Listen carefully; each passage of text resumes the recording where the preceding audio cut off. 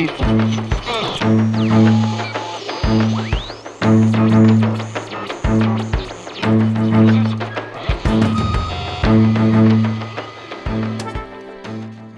pas que ça parte en couille, c'est tout. Mais à côté de ça, même si on est identifié pour faire le truc, pour dire à droite à gauche et être sûr de respecter le plan qu'on a décidé tous ensemble, on laissera la parole à tout le monde pour que les gens puissent s'exprimer. Mais c'est juste un mec qui se pointe de nulle part et qui dit allons dans une petite ruelle pour se faire tabasser, non. C'est ça le but du jeu. Et les plans, on les a fait tous ensemble, on a déjà commencé cet après-midi, on n'a même pas fini d'ailleurs, je sais même pas où est parti le truc. Mais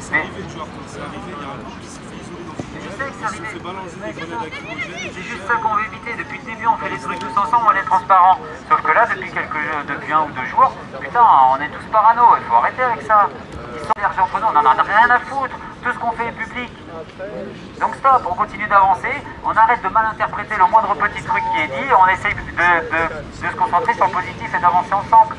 Et s'il y a un truc sur lequel on n'est pas d'accord, on le dit, mais calmement, en disant ce que tu as dit, ça voulait dire ça ou ça voulait dire ça. On n'est pas obligé de tout mal interpréter dès le début, quoi.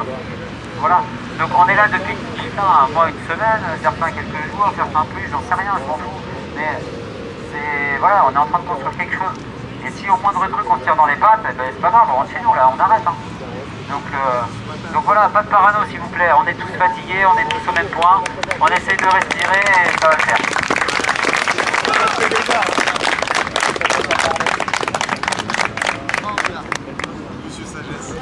Merci et partagez. On nous répond après pour les horaires.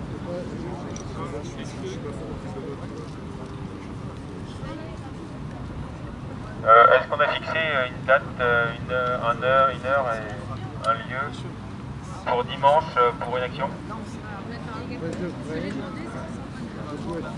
Parce que si on prévoit tout la veille, c'est difficile pour les gens de venir sur Paris la veille, quoi. Et ceux qui viennent pour samedi, il faut qu'ils restent dimanche. Donc il faudrait peut-être prévoir un truc qu'on peut diffuser ce soir officiellement, et la diffusion n'est pas terrible je trouve sur internet. Diffuser dès ce soir si on fixe une date pour dimanche. Plutôt que de fixer aujourd'hui un truc pour samedi, après demain un truc pour dimanche, et après... Tout à l'heure vous avez dit plein de radios et maintenant une seule radio. Si tout à l'heure on avait dit demain on va faire plein. Et là maintenant vous êtes une seule. Mais non, c'est pour ce soir, c'est pas pour demain. Demain c'est... Non mais demain tu ça pas une seule. On est le vendredi 17 juillet, à 3 jours maintenant des événements du mouvement du 14 juillet, mardi dernier. On se trouve ici sur l'esplanade des Invalides à Paris, et puis on est en compagnie de membres du CNT qui participent au sitting ce soir. Alors je vais vous demander un petit peu de vous présenter rapidement, nous expliquer ce qui vous a amené dans ce mouvement et quels sont vos, voilà, comment vous êtes arrivé jusqu'ici. Bonjour, je m'appelle Marvin Yazoke. Donc moi, ce qui m'a amené au mouvement, c'est le déroulement de ma vie, etc. À un moment donné, je me suis dit bon, il faut agir. Pour moi, le plus rapide, le plus concret à court terme, c'était le mouvement du 14 juillet. Voilà, en ayant passé du temps à regarder sur internet, voilà ce que j'ai trouvé. Donc, moi, je suis dans les Alpes-Maritimes. Comment dire, j'ai organisé des réunions dans le sud, donc il y a Eric Fioril qui est descendu, qui a exposé son idée, donc du mouvement, etc. Bon, comme on l'a dit aujourd'hui, il y a Eric, il y a les autres, il y a nous, il y a voilà, le monsieur à côté de moi, il y a d'autres personnes. On est tous dans le mouvement, voilà, dans le mouvement. Et donc, voilà, donc jusqu'au 14 juillet, il y a 3 jours. Bon, alors, il y a 3 jours, voilà, les médias ont dit 300 personnes, qu'est-ce qu'ils ont dit, 150 arrestations, c'est ça? C'est-à-dire que 300... Plus de 300 arrestations. Donc tout le monde a été arrêté en fait. Voilà, c'est-à-dire 300 participants, environ 300 participants, et plus de 300 arrestations. Ah oui, c'est ce qui était marqué dans l'article. Donc là, bah oui, étant donné qu'il y a des, il y a des touristes qui sont fait arrêter. Tenez monsieur, alors voilà, on distribuait des tracts. Tenez monsieur, il a pris le tract, les forces sont arrivées, Donc il y a eu plus de 300 du coup, il y a les touristes aussi, ils sont passés, désolé pour eux. Bon, on est désolé, nous on voulait pas ça, nous ce qu'on veut, on est non violent. Donc là voilà, on continue, ici on est place des Invalides. Donc le 14 juillet passé. Donc c'est vrai, mouvement du 14, malgré tout on garde le nom et on continue le... Comment dire alors le mouvement, voilà, pas le combat, parce que on combat pas, on n'est pas face... foncièrement, on est peut-être face à une force, comment dire, qui ne veut pas nous laisser passer, mais nous, comment dire, quelque part, on ne les voit pas. Nous, ce qu'on fait, c'est qu'on avance. Voilà. Ici, on construit des choses, on parle. Ouais, on va peut-être voir un petit peu après ce que vous faites depuis 3 jours. Je vais te demander de te présenter au vitesse aussi. Donc je m'appelle Grégory Protin, donc je suis agriculteur dans la Loire. Comme plein de personnes, on vient de toute la France. Donc moi, ce qui m'a amené à venir ici, c'est que j'ai 3 enfants. Je suis éveillé à toutes les problématiques de la société. Et il suffit pas de faire des enfants pour changer le monde et être honnête avec eux. Hein. Moi, quand le soir, je leur dis que je les aime et que je vais les coucher, je peux pas être honnête si je ne fais rien pour changer les choses.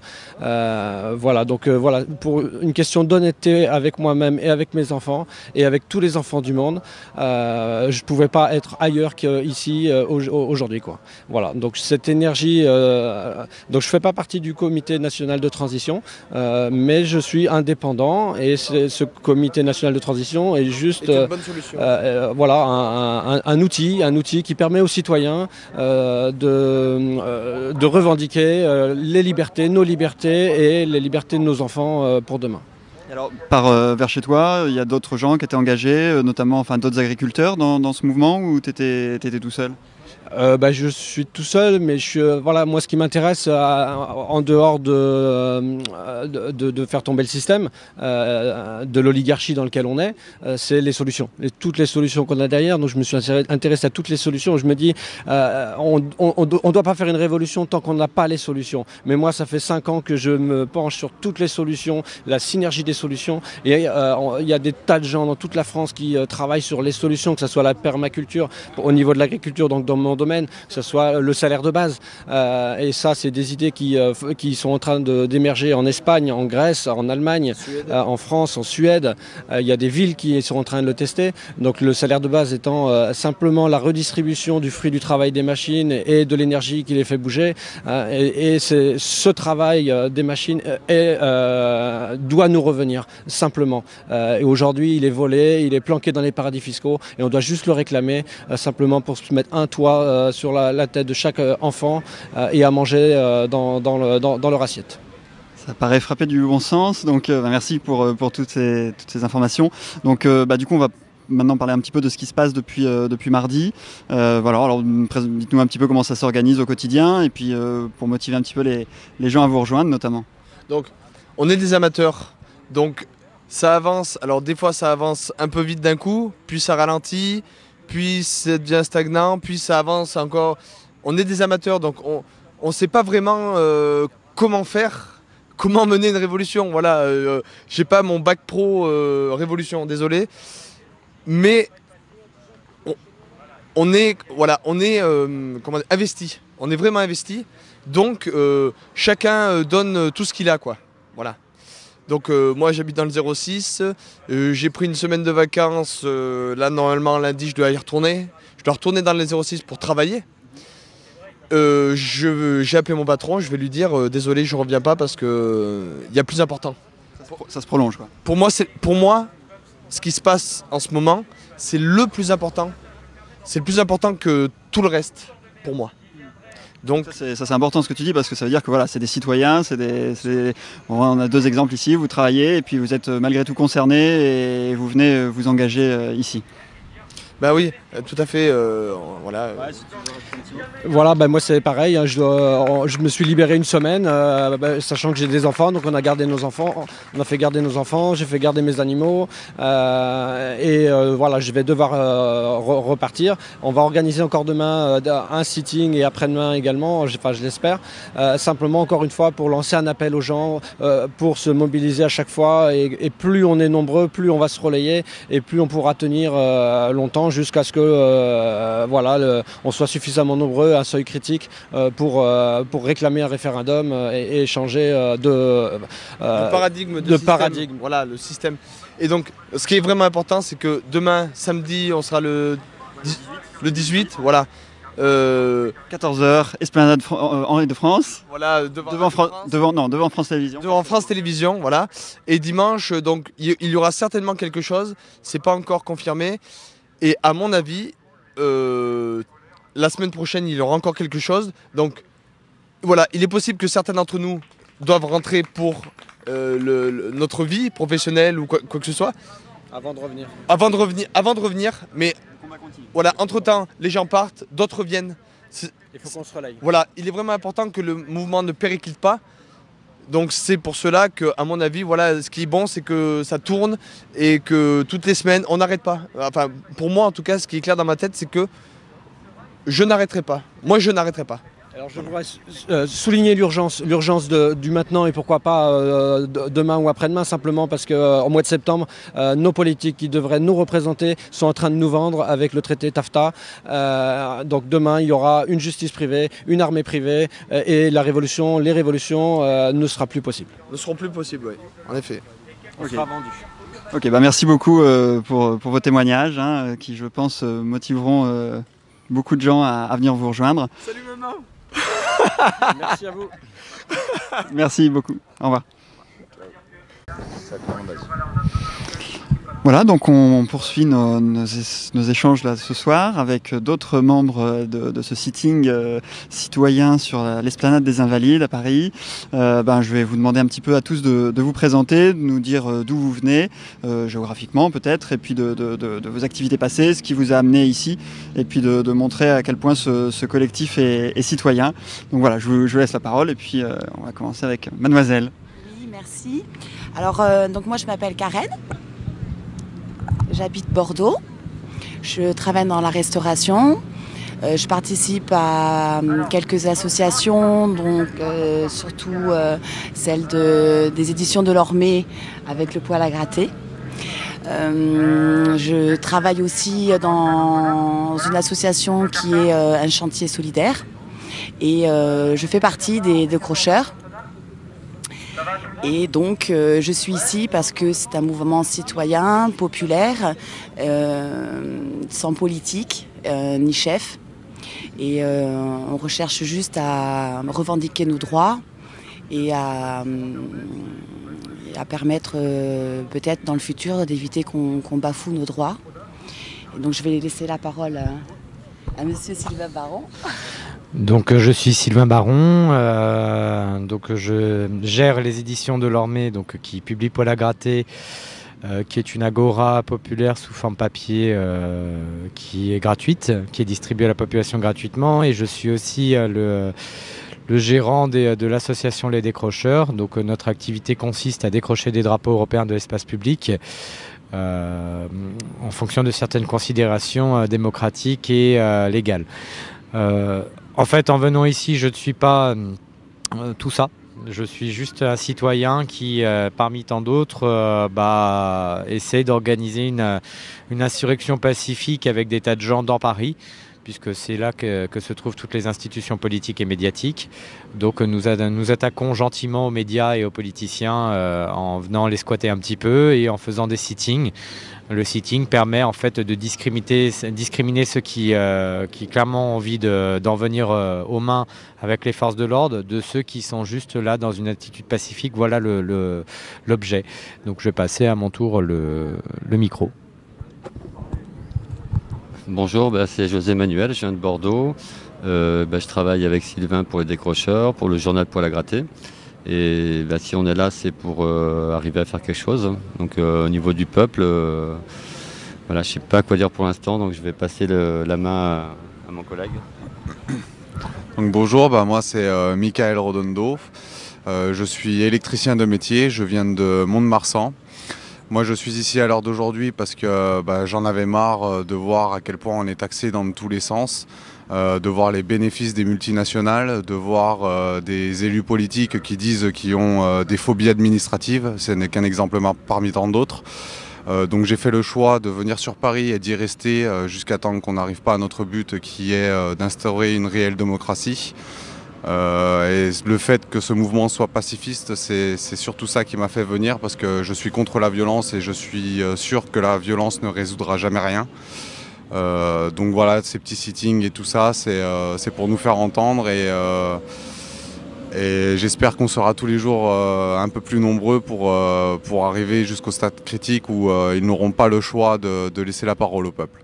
Donc maintenant je vais laisser la parole à mon collègue. Merci. Bonjour, je me présente, Fazil Abdelaziz, j'habite l'Essonne. Et aujourd'hui, si je suis ici, c'est pour représenter le citoyen français. Le citoyen qui en a marre, le citoyen qui n'est pas d'accord avec le système en place, avec sa politique intérieure et extérieure. Et aujourd'hui, on a décidé de se lever contre ce système pour donner le pouvoir aux citoyens et au peuple. Voilà, je donne le micro à mon ami à côté. Bonjour, alors moi je suis Jean-Marc Moreau, je viens de Nice, dans le 06, je suis restaurateur. Moi si je suis venu, c'est parce que ça fait des années qu'on regarde les médias sur internet, on compare forcément avec les médias mainstream et on se rend compte qu'il y a un décalage. Au fur et à mesure on s'éduque et au bout d'un moment, quand on connaît à peu près tout, on cherche des solutions. Et il y a une solution qui avait été proposée, la seule c'était le 14 juillet, c'est pour ça que je me suis investi depuis pas mal de mois. Et le but vraiment de ma présence ici, c'est pour le futur de mon fils. Et à peu près tous les citoyens, que ce soit français ou même hors des frontières. Ce que je pense réellement, c'est que si on veut le bien des Gazaouis, des pays d'Afrique, des pays d'Amérique du Sud, de l'Asie, de l'Inde, tout ce qu'on veut, la première chose qu'on a à faire, c'est de déjà se réunir pour reprendre le pouvoir de notre pays, et à partir de ce moment-là, on pourra faire quelque chose pour l'étranger. Parce que même si nous, on fait des choses en tant que citoyens pour les pays les plus défavorisés, en attendant, avec nos impôts, on finance quand même nos gouvernants, avec tout ce qu'il y a de multinationales derrière, on va dire des grosses multinationales, des gros groupes financiers. Et moi, c'est surtout ça, c'est pour reprendre le pouvoir en France, pour pouvoir aider le reste du monde. Voilà. Je passe la parole à mon ami Marvin. Ouais. Ah mais moi, dès qu'il faut parler, je suis là. Hein. Salut maman.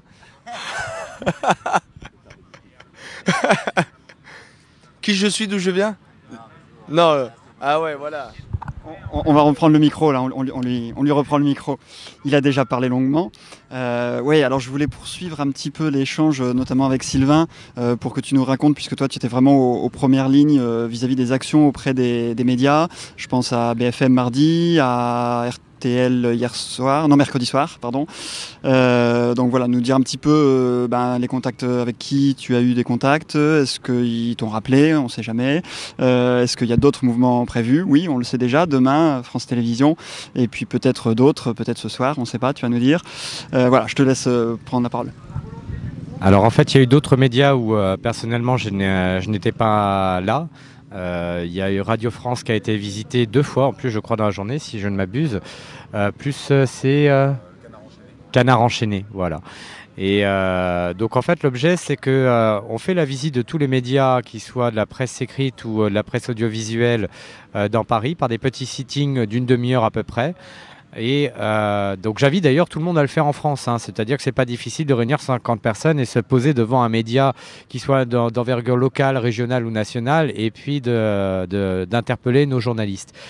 Donc l'objet, c'est pas d'espérer d'avoir l'antenne immédiatement, parce qu'on sait bien que voilà, il y a une inertie et puis des grilles dans lesquelles ils sont déjà, ils peuvent pas nous la donner comme ça. Mais simplement se rapprocher d'eux, en fait, on leur demande de nous faire venir un journaliste. On leur fait valoir nos récriminations citoyennes, on va dire, par rapport à la qualité du journalisme français. Et le but, c'est qu'ils discutent entre eux parce qu'en fait, quand, ils sont interconnectés. C'est une communauté, c'est une corporation. Donc on sait très bien qu'un journaliste de l'Express qui a été visité va forcément parler à un moment avec un copain qui travaille à Radio France ou dans un autre média. Et comme ils vont se rendre compte qu'on est bien là, et qu'en plus on va organiser un beau sitting demain où à mon avis peut-être qu'on va réussir à dépasser les 1000 personnes, j'espère, on va voir. Mais enfin, le but, c'est déjà de les éveiller à nous, au fait qu'on existe et qu'on est là et qu'on lâche rien. Au point que lorsqu'on échange des numéros, à un moment, on sait que lorsque ils vont comprendre réellement, ils vont conscientiser qu'on plaisante absolument pas sur le fait que nous tenons un siège de Paris d'une certaine façon, qu'il vaudrait mieux nous inviter plutôt que de rester dans la confrontation ou alors nous diaboliser ou ne pas nous parler de nous.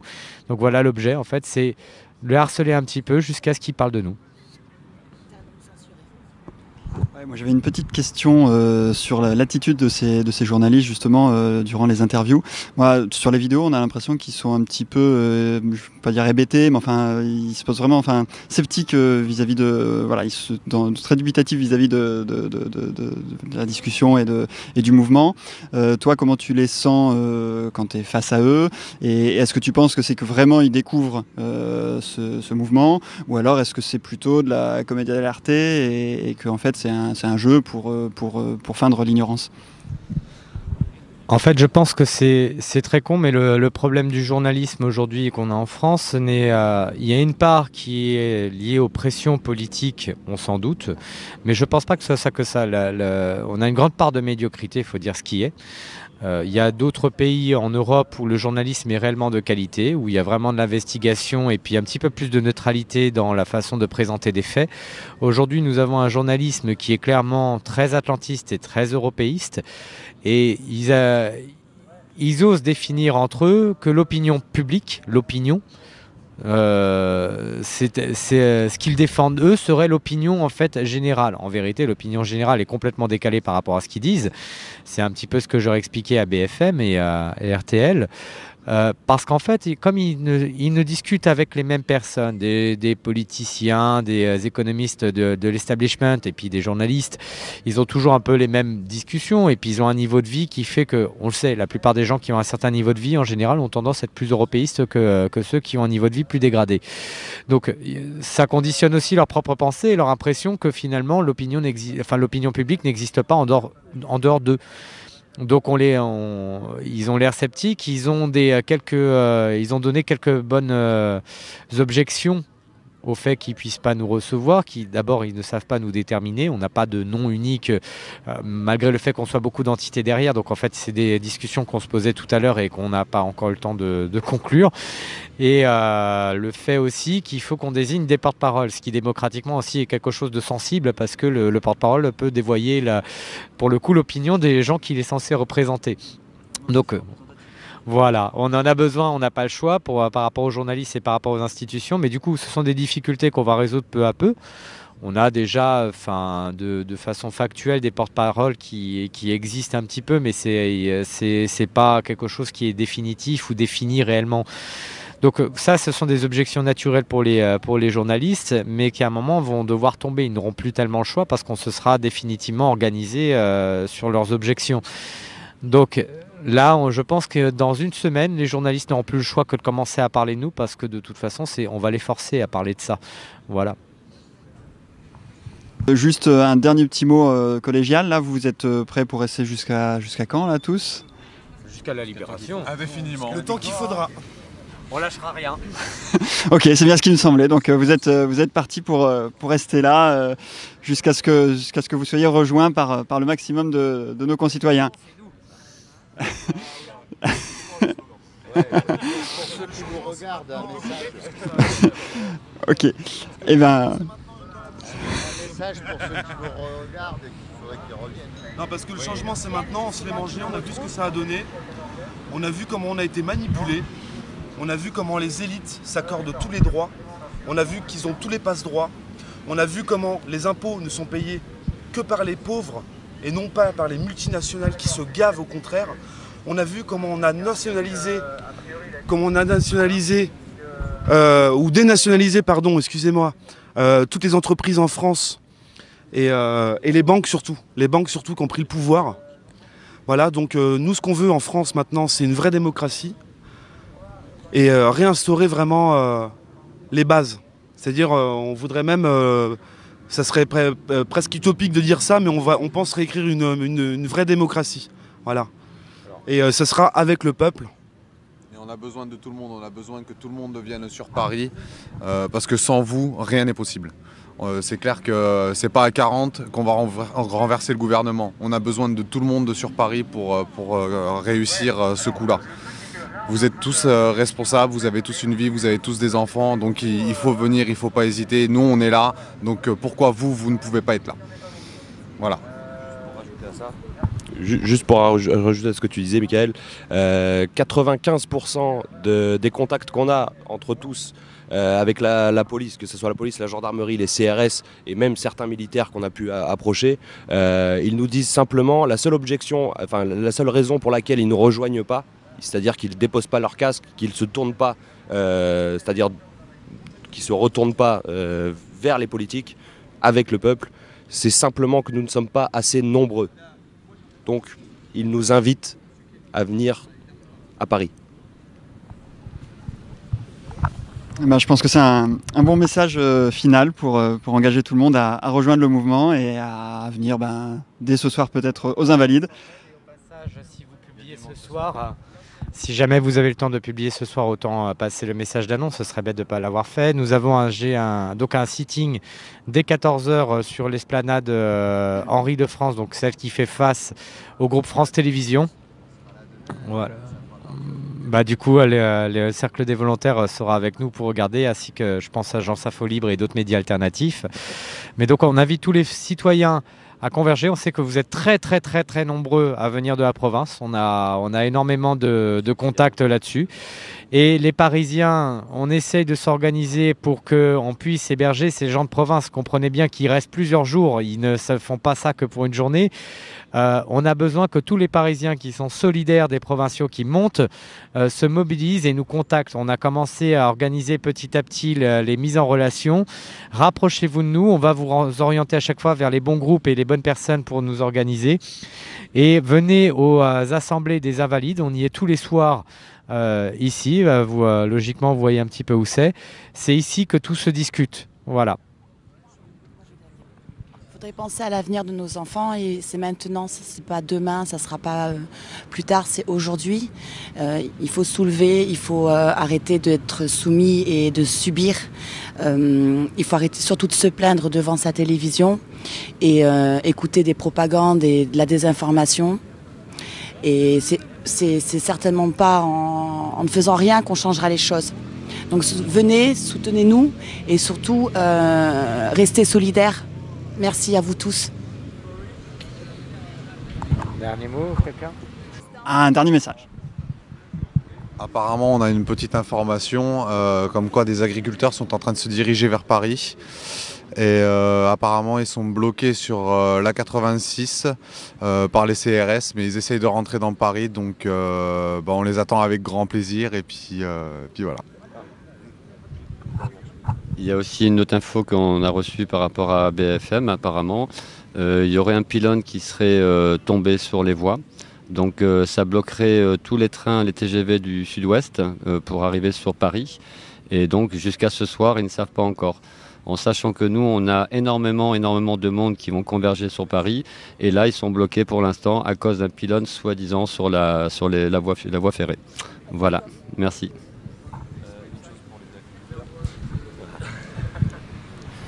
Je tiens à rappeler que ça reste des regroupements, des rassemblements, des marches pacifiques. Donc on invite tout le monde à venir pacifiquement. De laisser de côté, on va dire, toute forme d'attachement à un parti politique, à une religion, quelle que soit son idéologie propre. On est là pour tous se regrouper, tous ensemble, et ça se passe très bien depuis une semaine, et on espère que ça va durer pendant les rassemblements, pendant tous les moments qu'on partage au long des journées, et on tient vraiment à ce que ça reste pacifique. Merci. Voilà, je tenais à ajouter une dernière chose, c'est qu'aujourd'hui on est face à un problème en France. c'est qu'il faut l'évoquer absolument, c'est qu'on ne peut plus faire confiance à nos médias nationaux et même certains privés. Voilà. Donc il faut vraiment nous rassembler. Voilà, aujourd'hui on a affaire au mensonge, à la désinformation. Il faut savoir qu'on nous a traités de tous les noms, jusqu'à nous traiter de reptiliens ou d'extrême droite, ou bon, même de martiens peut-être, je ne sais pas encore, ça va peut-être venir. Donc il faut savoir qu'aujourd'hui, ceux qui sont déplacés, ce sont les gens du peuple. Voilà, ce sont des gens du peuple. C'est le français dans toute sa splendeur. Alors je me permets du coup, parce que c'est vrai que tant qu'on est sur les histoires de sécurité et de pacifisme, en fait c'est complètement lié.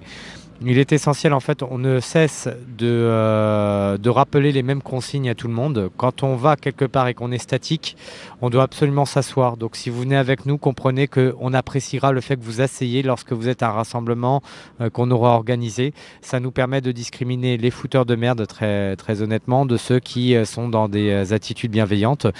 De la même façon, comme on essaie d'avoir une relation avec les autorités de police plutôt harmonieuse, il faut éviter d'arriver avec des stupéfiants, des couteaux ou de l'alcool sur soi, ne pas oublier de sa pièce d'identité et respecter les consignes qu'elle donne. C'est essentiel, le but c'est pas de se faire matraquer, c'est pas du tout notre objectif. Vous pouvez venir en toute sécurité dès lors que vous respectez ces consignes. Voilà. Ça marche, c'était important de le rappeler aussi. Très bien, merci beaucoup une fois de plus et puis à demain. À demain, on sera là. Thank you.